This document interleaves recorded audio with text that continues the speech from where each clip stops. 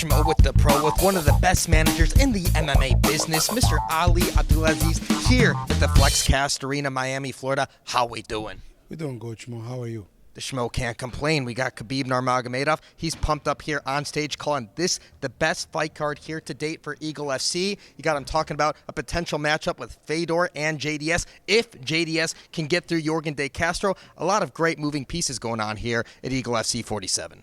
I think this is the biggest news of the press conference. I think if Junior win, I think, Khabib and Scott Coker have a great relationship.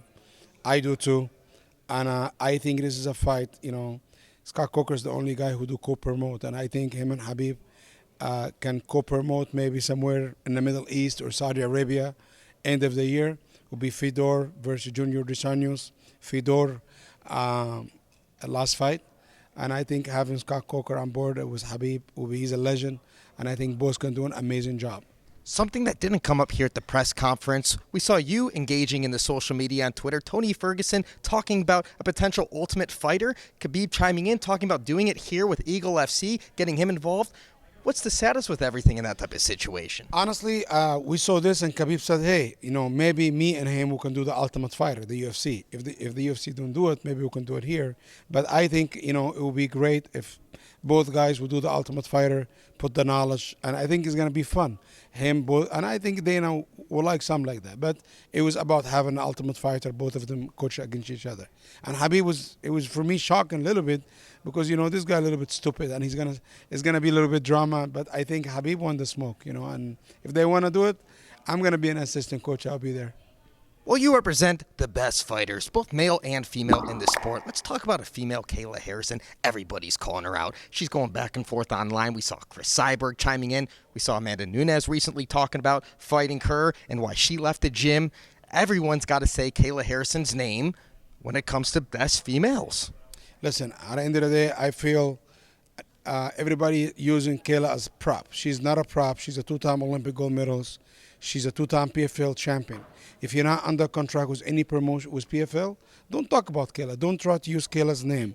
Amanda Nunes, Cyborg, Juliana Pena, everybody. And I like Juliana Pena. She's a friend, But if you're not ready to fight Kayla, don't talk about her. You understand? Come and fight her, And honestly, I have no interest in a Cyborg fight at all. I have no interest because, she's not here. Kayla cannot go to the UFC. She's under contract with Bellator. And I think people sometimes when you talk about fight too much, people just get over it. And I'm over it. And I think some of these fighters, I don't want to mention their name, they use Kayla to promote themselves. They want to keep themselves relevant. Kayla is the best female fighter, the best pound-for-pound female fighter ever. I'm just saying it ever. She's the greatest. To me, she's the greatest. The way she dominates people, nobody even touch her. She doesn't even get touched. At the end of the day, she have to win the season. She have to focus. And after that, about the season, we're going to see what happens, But right now is the main focus. She fight in the season. But I have no interest in the Cyborg fight anymore. She have no interest in the Cyborg anymore because Kayla's name getting used daily by promoters, by managers, by fighters. And honestly, they all can go screw themselves. I don't really give a shit about this fight. So if you were to guess any fight that she was ever to have outside of the PFL, do you think Amanda Nunes would be the first name on the list for Kayla Harrison? Of course, Amanda Nunes, she's everybody, she says she's the GOAT. She beat Cyborg. She knocked Cyborg out. Of course, Amanda Nunes will be the number one choice.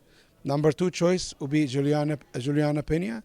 And after that, doesn't really matter, I don't, because I just don't think, I don't believe Cyborg will fight Kayla. I know bottom inside, and I have no problem. I respect Cyborg, and I respect everything she have done, And listen, I talked about Cyborg a lot and Kayla too, but you're not gonna hear this from me anymore. I don't care about this fight. Outside MMA, people don't care about this fight. Let's talk about someone everybody cares about, the number one pound-for-pound fighter in the world, Kamaru Usman. Recently, he's been linked to a potential fight with Leon Edwards in the fall. I believe the date was September 20th. Could be August something. Will his hand be healed in time? Is that a target time for his return to defend against Leon Edwards? Listen, Kamaru Usman will fight 2022. This is what's matter. You know, the guy, he's been fighting on 2 months notice, 1 month's notice in Abu Dhabi, in America, in New York. The guy, he's paying his due, and the UFC's been amazing. Try to push us. He's healing, and he needs just to heal his body and get a place of mind. The guy didn't have a life. He need to focus on his family. But one thing he did, even when after he had the surgery, 3 days later, he was in the gym training with one hand. You know, one thing you cannot mistaken. Kamaru Usman, one of the hardest working men I ever see him in the gym. This is why he's the best fighter in the world. That's why he's the pound for pound king. That's why I believe he will retire undefeated in the UFC. And I think he's gonna go on top. Like when I said Khabib will go on top, I think Kamaru will do this exactly the same thing. I don't think any man right now, nobody show me anybody can even touch him. And I manage a lot of guys in the top 5. But the way he dominate everybody, the way he beat everybody, is not man born can even touch him. I don't think it is. So he'll finish with a better overall career than Khabib and go down as the greatest fighter of all time in your eyes. Listen, Khabib inspired nations, countries. You know, when it comes to fighters, I think Kamaru will have more fight than Khabib. You know, he have more title defenses than Khabib.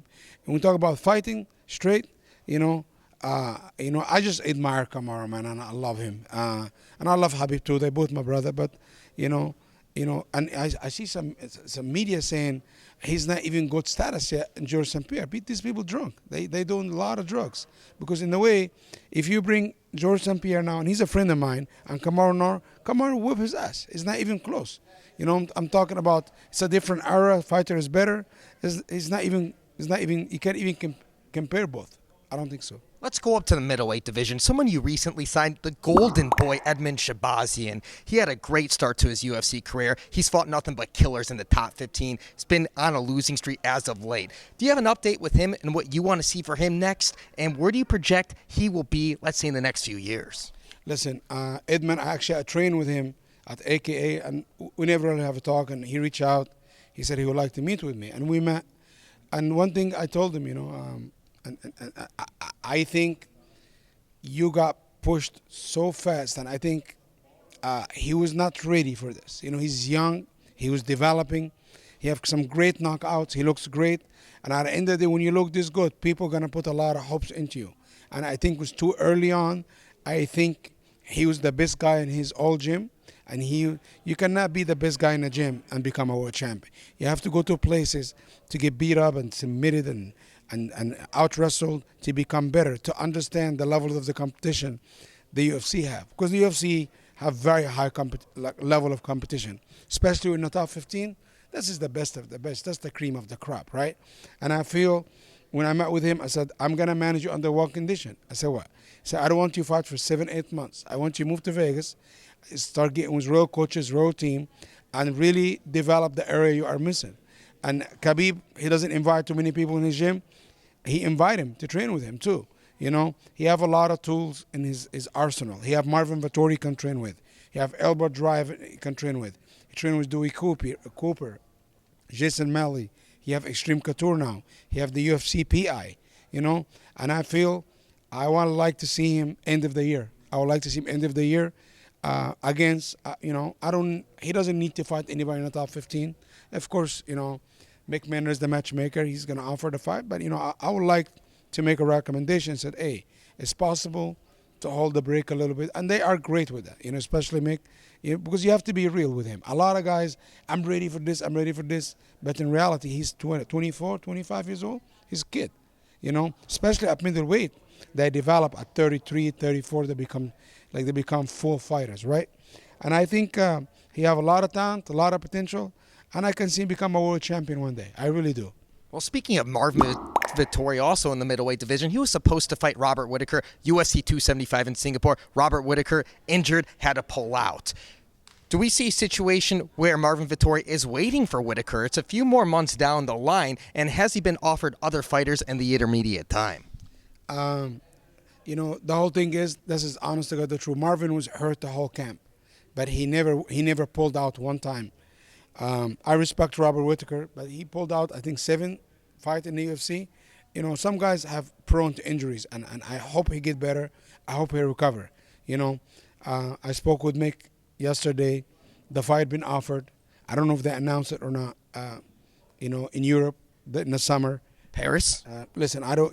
This is the UFC matchmaker in the UFC to announce fight. I don't announce fight. And I think they're gonna fight again. And I think this is one of the best fights in the middleweight division. I believe Marvin Vettori. He's 27 years old. He fought Adesanya 2 times. I think he's the future of this division. I think Marvin Vettori, 2023, he'll whoop anybody on the top. I really truly believe so. And lastly, we got to ask you about 155 pounds. Charles Oliveira, he missed weight. There's a vacancy in the lightweight title. You got 2 of the top guys, also in Beneil Dariush and Islam Makhachev. Any indication from the matchmakers if we're going to get Islam and Beneil, or if they want to see Islam go ahead and fight Charles Oliveira for this vacant strap? Listen, I don't make matches. This is the UFC matchmaker and Dana White job, but at the end of the day, I can recommend things, but it doesn't mean anything I can recommend happen. My opinion, listen, Charles Oliveira missed weight. In my eye, he's still the champion. I respect Charles Oliveira. But Charles Oliveira talking about fighting Conor McGregor or Nate Diaz, listen, I respect him. I respect everything he have done. But I don't think Charles Oliveira is the best lightweight in the world. And people are crazy compare him to Khabib. How are you going to compare Charles Oliveira to Khabib? Let me give the fan a little bit stat. Khabib never been knocked down, never been cut, never bled, barely lost any rounds in octagon. Maybe one, if that. Maybe one, if that. If you look at Charles Oliveira's career, how many losses do you have? You have like 12 losses. You have double-digit loss. But I respect him. I think he evolved. I don't believe he's a quitter. People say he's a quitter. I don't think so. The man he become a man. Back then he was a kid.